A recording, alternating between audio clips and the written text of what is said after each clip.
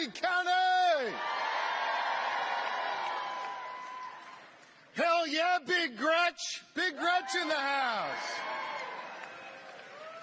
You know why they call her Big Gretch in Michigan? Because she gets big things done. That's right. She has fixed the damn roads in Michigan. She has flipped her legislature from red to blue in Michigan. And she has made it a mission to protect reproductive rights for women all across Michigan, and she has succeeded. Big Gretch, she cut taxes for seniors. She created jobs in the auto industry. She invested in students. She protected our freedoms. Big Gretch got a whole lot done in Michigan. And I couldn't be more grateful to have her as a dear friend, a colleague, and as someone who has shown governors the way on how to make meaningful change in their communities. Governor Whitmer, thank you for being with us today.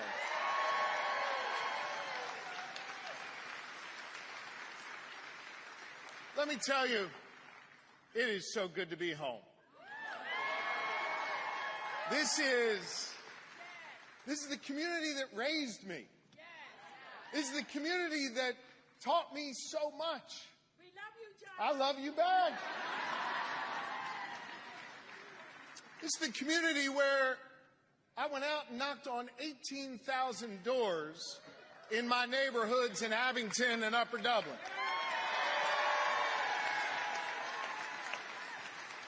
And you invited me in your living rooms, and you talked to me on your porches, and you shared with me your fears, and you told me about your hopes, and you sent me to the Capitol to fight for you, and I've never forgotten the lessons you taught me along the way.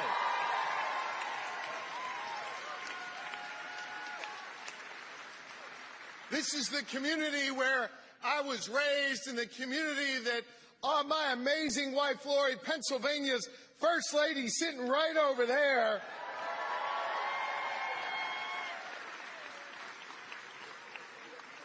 where she and I have chosen to raise our 4 children. And we feel blessed to be here. This is the community that showed me the way, that taught me about 3 simple letters in the alphabet that I reflect on every day. Governor Whitmer talked about it earlier, GSD. We focus on getting shit done here in the Commonwealth of Pennsylvania.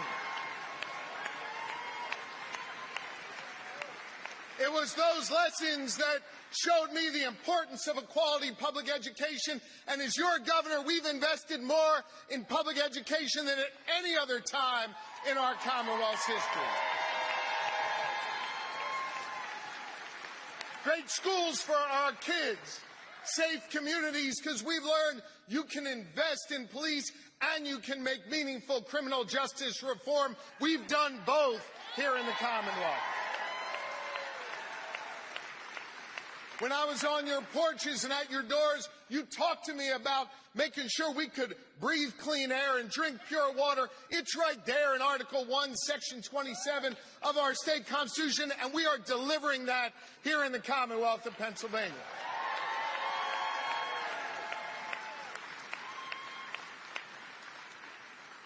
You taught me the valuable lessons that everyone here in the Commonwealth, no matter what they look like, where they come from, who they love or who they pray to, should have the freedom to chart their own course and the opportunity to succeed.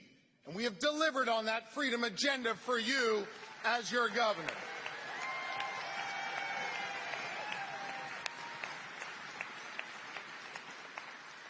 But the most important lesson you taught me on those doors is the importance of being for the people.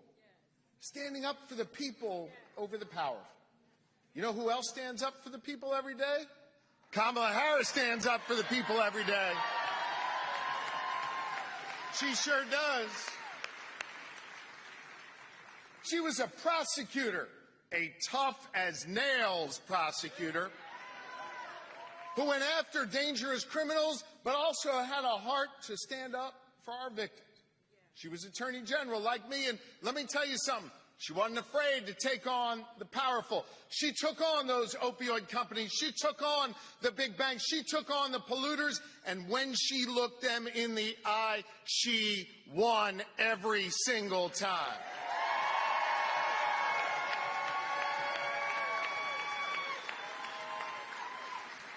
But Kamala Harris, for the people, wasn't just in a courtroom.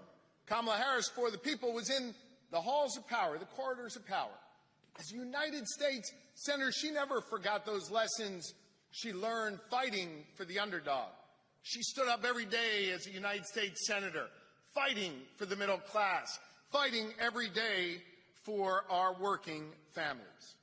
Kamala Harris was chosen by our great president, Joe Biden, Pennsylvania's own Joe Biden.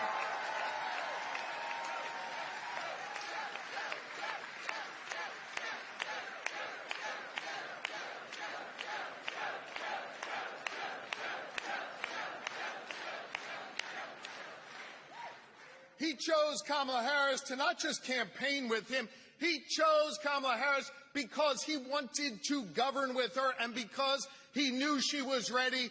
Vice President Harris has been battle-tested. She is ready to not just be the standard bearer of our party, but to be the 47th President of the United States of America.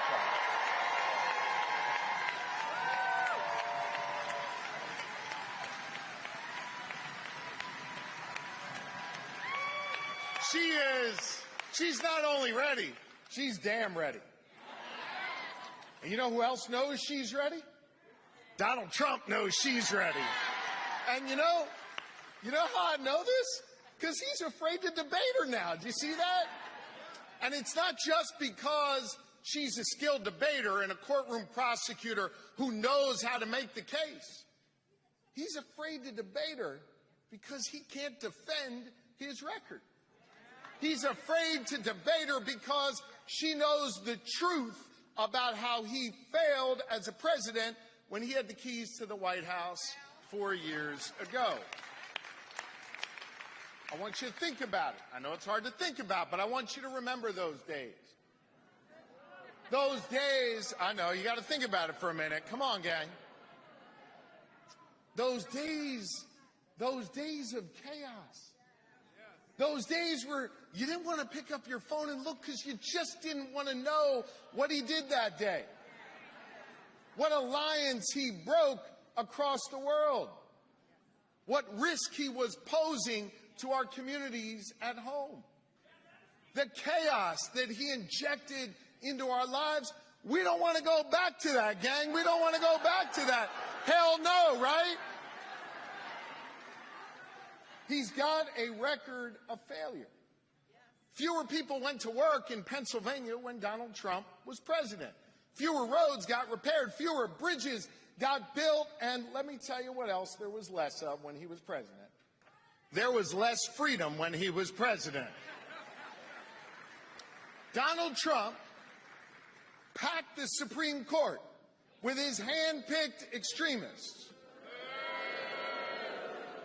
And after he was done packing the court, one of the first big things they did was rip away the freedom from millions of women across this country when he ended Roe v. Wade. Donald Trump did that. Don't forget that. It was more chaos, less jobs, and a far less freedom when Donald Trump was president. And listen to me. He did that when he had no earthly idea how to be president back then. I'm serious. He didn't know what he was doing.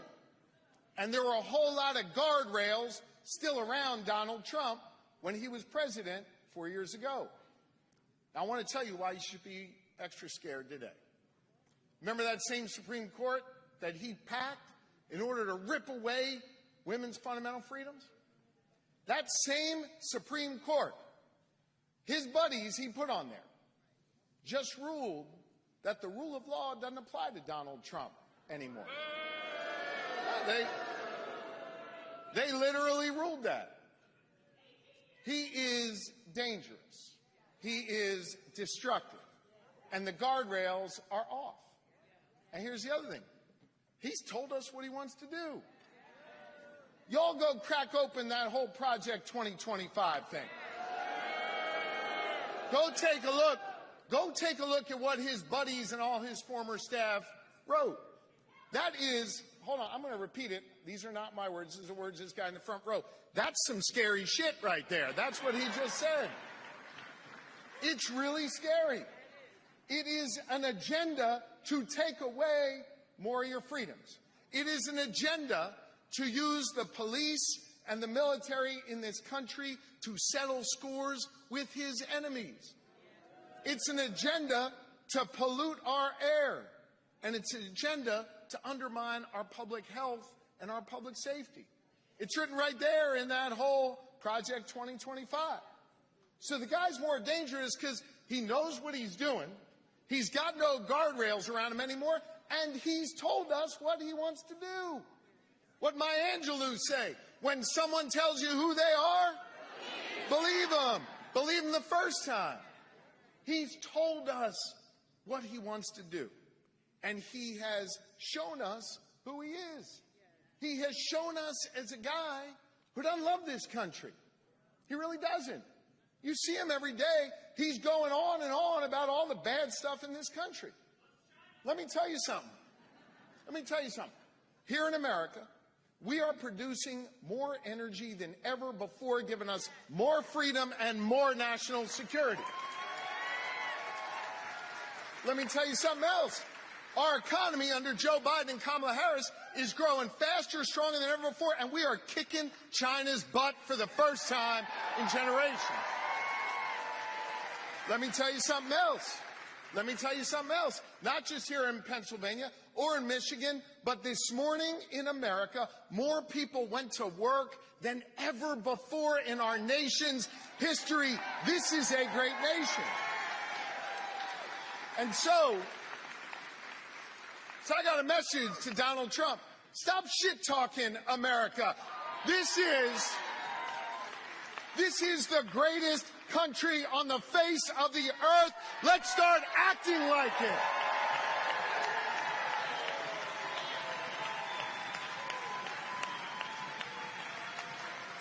I know that's true. You know that's true. He doesn't know that's true. He keeps talking us down, and he keeps trying to rip away our fundamental freedoms. I mean, I have to laugh. You ever see this guy? Like, when he's on the stage, he, like, kind of meanders over, can't really walk well, and he goes over to the flag, and he, like, hugs the flag. I mean, I love the flag, but it's a weird thing he does, right? But while he's hugging the flag, you know what he's doing? He's ripping away our freedoms. That's what he's all about, because here's what I know. It's not freedom to tell our children what books they're allowed to read. That's not freedom. It is not freedom to tell people they can go to work, but they can't join a union. That's not freedom. It is not freedom to tell women what they're allowed to do with their bodies. That's not freedom.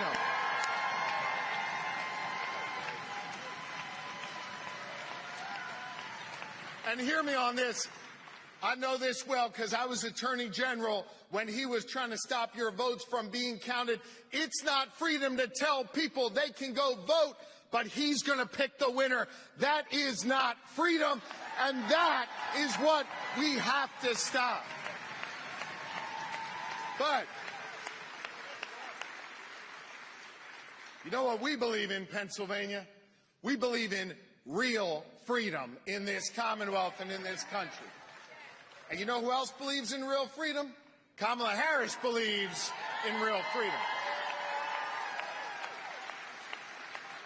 Kamala Harris, she believes in the kind of freedom where we invest in that young girl's public school because we know if we give her a shot, she can make a real difference in life.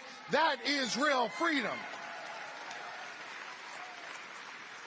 Kamala Harris knows We got to invest in public safety to keep our communities safe so that young girl, when she walks to school and home, she can get to and from her mama safely.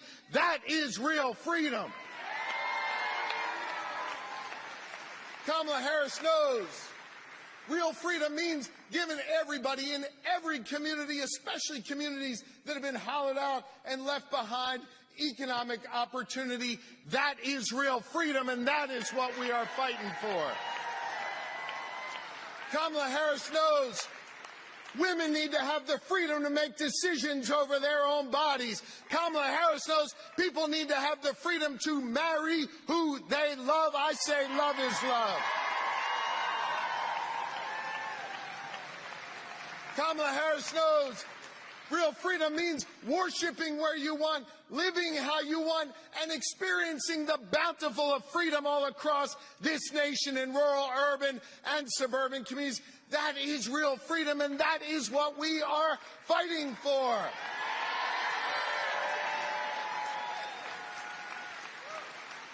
Now,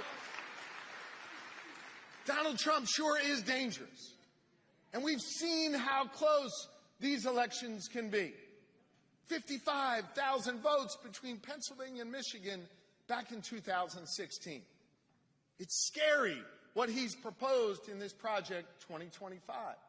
It's scary that the guardrails are off him. But let me tell you something, friends.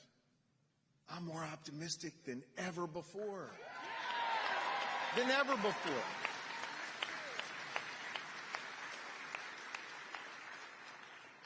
Because this is a nation that's already freed itself from a king. And this is a nation, and this is a commonwealth that has a unique relationship with freedom. It was here 248 years ago, just about 15 miles from where we are right now, at Independence Hall, where patriots decided to declare independence. Where patriots gathered in taverns and town squares to decide that they wanted to be able to choose their own future, their own destiny.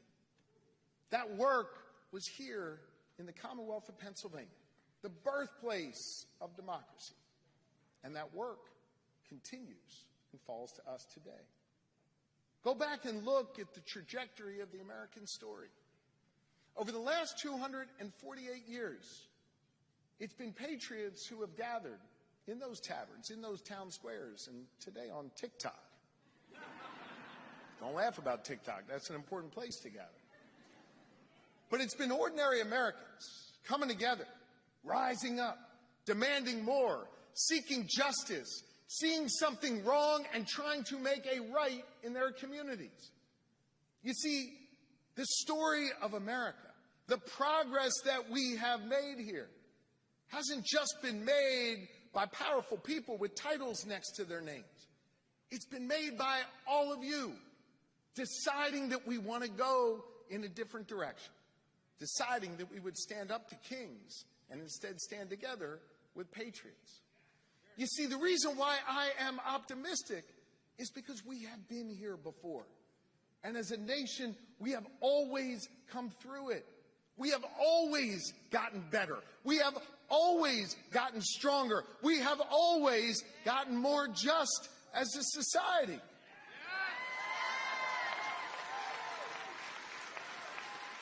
And so the task falls to each of us now to pick up the mantles from the patriots who came before us and do that hard work right now to protect our freedoms. Do that hard work right now to stand up against those who would rip it away. And do that hard work right now to make clear who we are as a nation, what we value as a nation. Listen, Kamala Harris's name is going to be on that ballot. And I, for one, am going to be pushing that button for Kamala Harris. I know you will, too. But in many ways, this election isn't just about a name on the ballot. It's an election about all of us and what it is that we're willing to fight for, what it is that we're willing to work for, and what kind of future we want to build for our children and our grandchildren. Well, I don't know about you. I want a future that is cleaner and greener. I want a future with better schools and safer streets. And I want a future with more freedom, not less. And I want a future where I can look the 47th President of the United States in the eye and say, hello, Madam President. I hope you're with me. Let us get to work. Thank you.